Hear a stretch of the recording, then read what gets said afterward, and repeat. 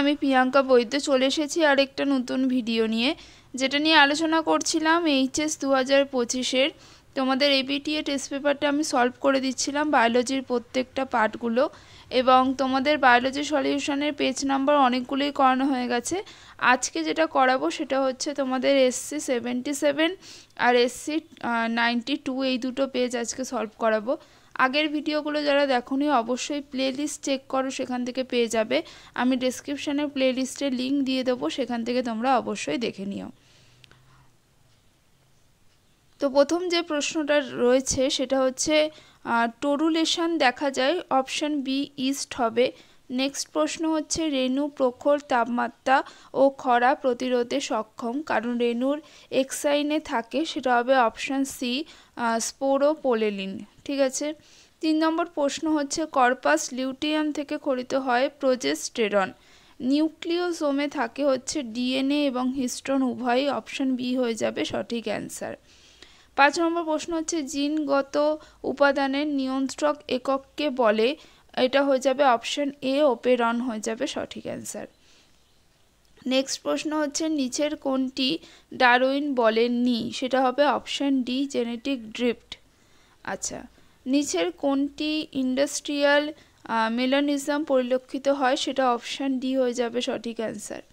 Next প্রশ্ন হচ্ছে কোনটি নিয়ন্ত্রণের জন্য ব্যাসিলাস থিউরেনজিয়েন্সিস ব্যবহার করা হয়, সেটা হচ্ছে ক্ষতিকারক পতঙ্গ, মানে বিটি জিন কী ক্ষেত্রে ব্যবহার করা হয়, সেটা পতঙ্গদের বিরুদ্ধে আর কি।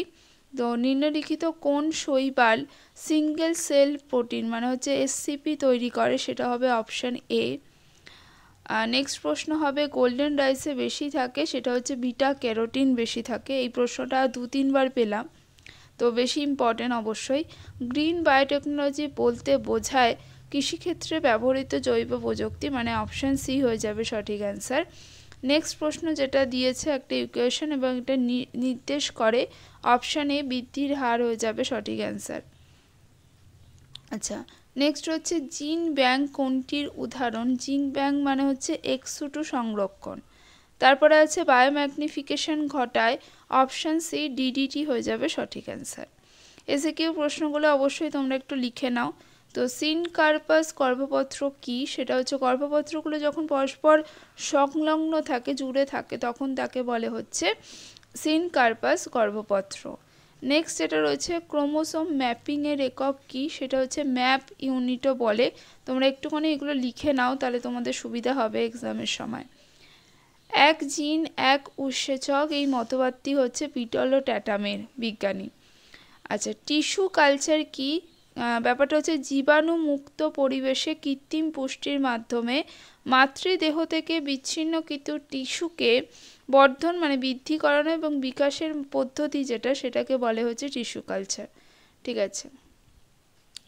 নেক্সট যেটা রয়েছে মাইক্রো হ্যাবিটেট কাকে বলে, স্বল্প পরিসর অঞ্চলে জীবের বাসস্থান সীমাবদ্ধ থাকলে তাকে মাইক্রো হ্যাবিটেট বলে।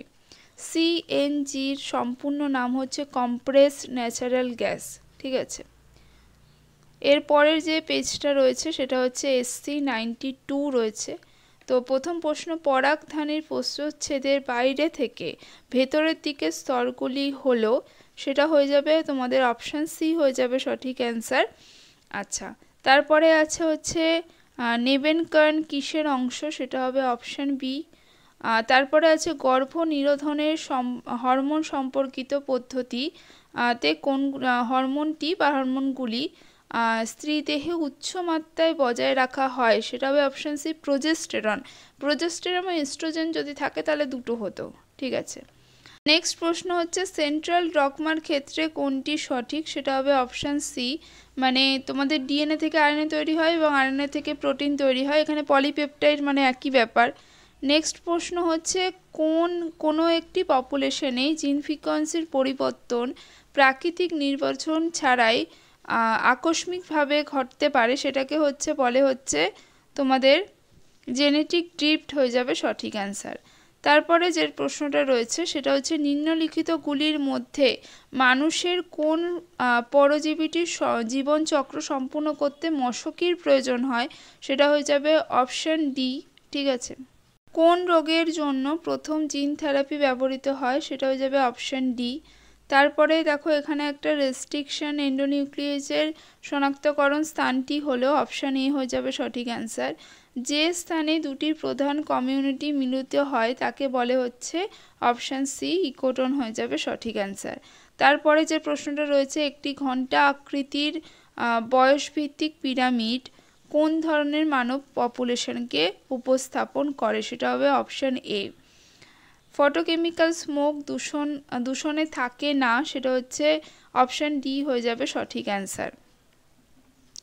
হরমোন নিঃসরণকারী একটি আইইউডির উদাহরণ হচ্ছে LNG-20।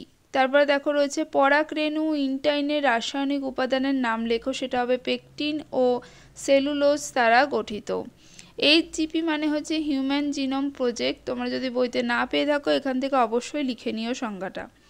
আচ্ছা, নেক্সট হচ্ছে MOET পুরো নাম কি, সেটা হচ্ছে মাল্টিপল ওভ্যুলেশন এমব্রায়ো ট্রান্সফার। ঠিক আছে, তারপর হচ্ছে গ্রাউস প্রিন্সিপাল কি না, দুটো প্রজাতি যদি একই জিনিসের ওপর প্রতিযোগিতা করে, একই জিনিসের জন্য প্রতিযোগিতা করে, তাহলে দুটো প্রজাতি একসাথেও অস্তিত্ব রক্ষা করতে পারবে না। ঠিক আছে, যেটা ডমিনেন্ট হবে তারাই অস্তিত্ব বজায় রাখতে পারবে। GAP কি, সেটা হচ্ছে GTPase অ্যাক্টিভেটিং প্রোটিন। ঠিক আছে, এই ছিল আজকের ভিডিও। নেক্সট ভিডিও নিয়ে খুব তাড়াতাড়ি হাজির হব।